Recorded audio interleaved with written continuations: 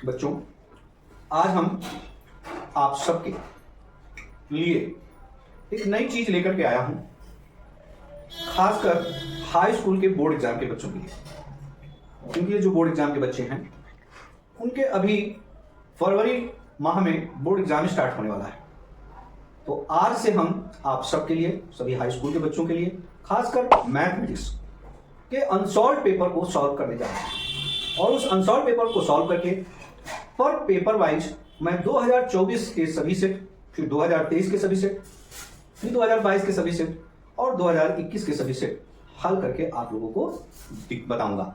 और उन सवालों में बीच बीच में हम कुछ ऐसे भी क्वेश्चंस आपको बताएंगे जो अक्सर बोर्ड एग्जाम में हर बार आते ही हैं।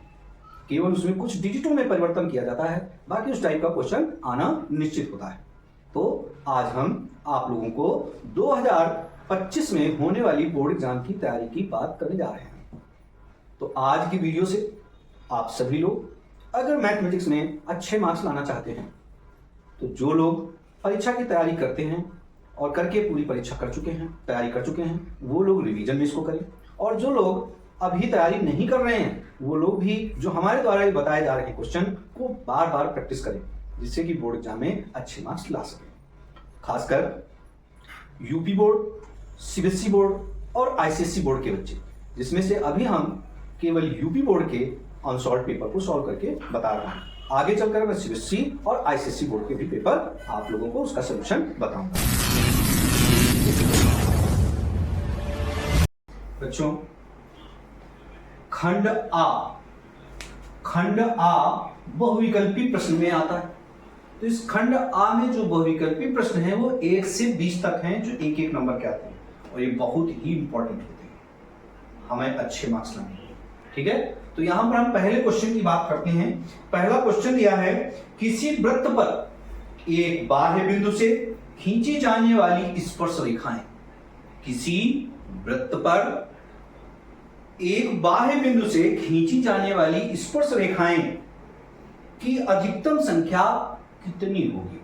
अधिकतम संख्या, देखिए कोई वृत्त ले लिया आपने, उस वृत्त के बाह्य बिंदु पर कोई बिंदु P है, स्पर्श से कोई भी हम स्पर्शी रेखा अगर खींचेंगे तो मैक्सिमम कितनी स्पर्शी रेखाएं जा सकती हैं?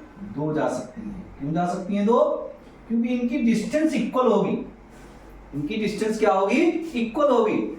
इसीलिए ये मान लीजिए A है तो ये आपका B है। आपका A और B मतलब AP और BP, ये 2 स्पर्श रेखाएं। तो इसका आंसर जो पहले का होगा, पहले का आंसर होगा B पार्ट, 2 स्पर्श रेखाएं खींची जा सकती है। मैक्सिमम कितनी स्पर्श रेखाएं खींची जा सकती हैं? 2 स्पर्श रेखाएं खींची जा सकती हैं। ये चीज हमेशा ध्यान रखिएगा। जब भी क्वेश्चन पूछा जाए, इसको घुमा कर भी पूछा जा सकता है कि बताइए कि वृत्त के बाह्य बिंदु से वृत्त पर कितनी स्पर्श रेखाएं खींची जा सकती हैं? तो कितनी खींची जा सकती हैं? 2 खींची जा सकती हैं। That is all. अब आते हैं हम क्वेश्चन नंबर 2 की चर्चा करते हैं। क्वेश्चन नंबर 2 दिया है कि बिंदु 7,3 को y अक्ष से दूरी होगी। क्वेश्चन नंबर 2 में दिया है कि 7,3 की y अक्ष से दूरी पूछी गई है। y अक्ष से दूरी, अब ध्यान दें, y अक्ष से दूरी पूछी गई है। अब आप अक्ष देखते हैं, ध्यान दें, ऐसे आप, ये y अक्ष होता है और ये x अक्ष होता है। अब y अक्ष से दूरी, तो y अक्ष पे तो आएगी नहीं, y अक्ष से दूरी x पर जाएगी। यहां पर क्या है? 7 है, तो ये 7 कहां? यहां कहीं मिलेगा। मान लीजिए 1 2 3 4 5 6 7, तो ये 7 जो हुआ ये कहां आया? 7 दूरी, ये y अक्ष से 7 दूरी हुई। अब ये 7 दूरी जो आपकी बनी, ये क्या हुआ? 7 हुआ। y, तो यहां पर आंसर हो जाएगा आपका y अक्ष से दूरी बराबर 7 इकाई। 7 इकाई। अब इसका आंसर कौन सा पार्ट है? इसका आंसर है सी पार्ट। आंसर कौन सा पार्ट हुआ? C part. ठीक है, दूसरे का सी पार्ट, पहले का था बी पार्ट। अब बात करते हैं हम क्वेश्चन नंबर 3 की। क्वेश्चन नंबर 3 की क्वेश्चन नंबर थर्ड है P बराबर P sine theta, P sine theta बराबर Q cos theta, Q cos theta. तो आपको निकालना है कॉसेक थीटा बराबर क्वेश्चन मार्क। ये क्वेश्चन दिया है, अब आपको यहां पर कॉसेक थीटा निकालना है। तो कॉसेक थीटा की वैल्यू कैसे निकालेंगे? As simple P upon Q is equal to cos theta upon sine theta, और ये क्या होता है? Cot theta.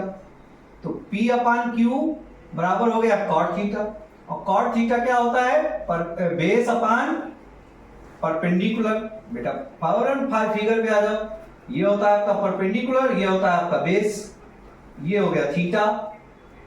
अब यहां से हमें ये हाइपोटेन्यूज निकालनी है। ये क्या होगा? P square plus B square. अब P और B आपके पास दिया है, तो इसकी वैल्यू क्या हो जाएगी? Under root P square plus Q square. ये तो हो जाएगा, क्योंकि यहां पर P और Q दिया है, तो ये P और Q, B की वैल्यू Q है, P की वैल्यू तो P ही है, इसलिए कोई दिक्कत नहीं है।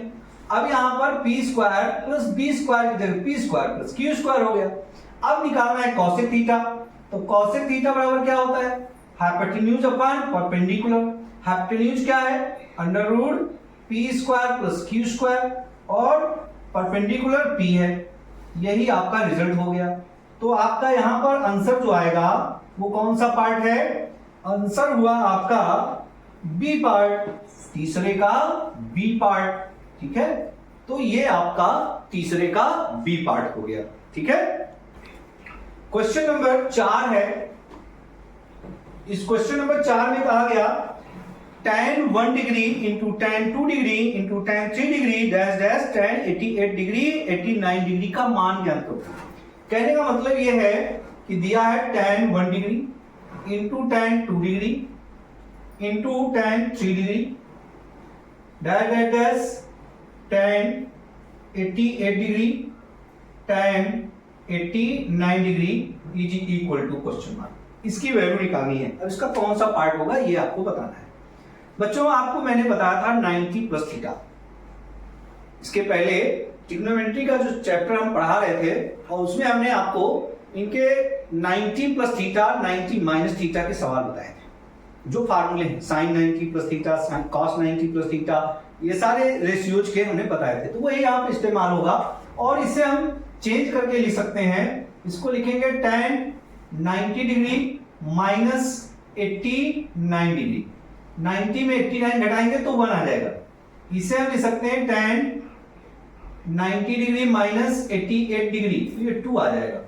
इसी प्रकार से इसको हम into tan 90 degree minus 87 degree लिखें तो ये भी आ जाएगा dash dash dash dash dash. अब हम आगे यहां पर tan 87 डिग्री, tan 88 डिग्री और tan 89 डिग्री ये लिख देंगे। यहां पर जब इसको हम सॉल्व करेंगे तो tan 89 इसका वैल्यू हो जाएगी आपकी cot 1 डिग्री 89 डिग्री, और ये हो जाएगा cot 88 डिग्री, और ये हो जाएगा cot 87 डिग्री। क्यों? tan 90 माइनस थीटा कन्वर्ट होता है cot थीटा में, और cot 90 माइनस थीटा कन्वर्ट होता है tan थीटा में। तो यहां पर ये आपका हो जाएगा डैश डैश डैश, और इसको हम चेंज कर सकते हैं 1 upon cot 87 degree into 1 upon cot 88 degree into 1 upon cot 89 degree. और जब बच्चों हम इसको सॉल्व करेंगे तो ये वैल्यू इससे कट जाएगी, ये वैल्यू 88 से कट जाएगी, और ये इससे कट जाएगी। इसके बीच की भी वैल्यूज ऐसे ही कटती चली जाएगी। बीच में एक वैल्यू और पड़ती है tan 45 डिग्री, और tan 45 की वैल्यू क्या होगी? 1 होगी। बाकी सारी वैल्यू आपस में कट जाएंगे, तो इनका जो सोल्यूशन आएगा वो रिजल्ट आएगा 1। तो इसका फोर्थ का आंसर जो आपका होगा वो आपका होगा कौन सा पार्ट? इसका है डी पार्ट। डी पार्ट इसका आंसर कौन सा होगा? D part. क्लियर हुआ? अब अगले क्वेश्चन की बात करते हैं। नंबर 5 है। इसमें कहा गया है कि यदि समीकरण 3x² + 5x - q = 0 के मूल बराबर है तो q का मान ज्ञात कीजिए। क्या है क्वेश्चन? द्विघात समीकरण का दिया है 3x² + 5x - q = 0, और यहां पर अल्फा = बीटा, मतलब मूल बराबर है। और जब मूल बराबर है तो आपको Q is equal to question mark. अच्छा एक चीज और बताएं बच्चों, आप लोगों को जब हमने क्वाड्रेटिक इक्वेशन का चैप्टर पढ़ा रहे थे तो हमने उसमें एक चीज बताई थी। क्या बताया था? जब क्वाड्रेटिक इक्वेशन के चैप्टर को पढ़ा रहे थे तो उसमें हमने इक्वल रूट्स के रिलेशन बताए थे। क्या बताया था? जब मूल इक्वल हो, जब मूल बराबर हो, रूट्स इक्वल हो, मतलब अल्फा बराबर बीटा हो, दो रूट्स, क्वाड्रेटिक इक्वेशन के दो रूट्स होते हैं, दोनों रूट्स इक्वल हो, दोनों मूल इक्वल हो, उस कंडीशन में आपका फार्मूला बनता है बी स्क्वायर माइनस 4ac बराबर 0। यस और नो? यस। अब आप देखिए यहां से इसको अगर ax square plus bx plus c is equal to 0 से कंपैरिजन करोगे तो a की वैल्यू क्या आ गई 3, b की वैल्यू क्या आ गई 5, और यहां से c की वैल्यू क्या आ गई आपके पास c इज इक्वल टू -2। इन सब की वैल्यू यहां पर रख दो। तो जब यहां पर b की वैल्यू रखोगे तो क्या हो गया 5 का स्क्वायर -4, a की वैल्यू 3, c की value -9 q is equal to 0। अब ये हो जाएगा 25, ये 4 3 जा 12 minus plus 12q is equal to 0। अब यहाँ पर 25 इज इक्वल टू -12q हो गया, तो q की वैल्यू क्या हो जाएगी 25 अपान -12, तो ये आपकी q की वैल्यू निकलेगी। q की वैल्यू क्या निकलेगी -25 अपान 12, और ये आपका आंसर होगा क्वेश्चन नंबर 5 का।